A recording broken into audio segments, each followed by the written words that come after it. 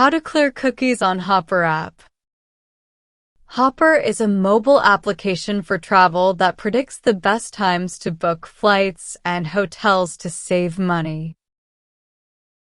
In order to clear cookies or clear data of Hopper app first, you have to first go to Settings.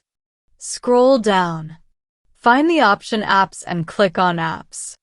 Then scroll down and find your Hopper application. Click on Hopper app. Scroll down and click on Storage. Now you can see two options, Clear Data and Clear Cache. Now click on Clear Data. It's going to tell you all of this application's data will be deleted permanently. This includes all files, settings, accounts, databases. It will clear all of your Hopper app cache and data, and the Hopper application will become clean as new.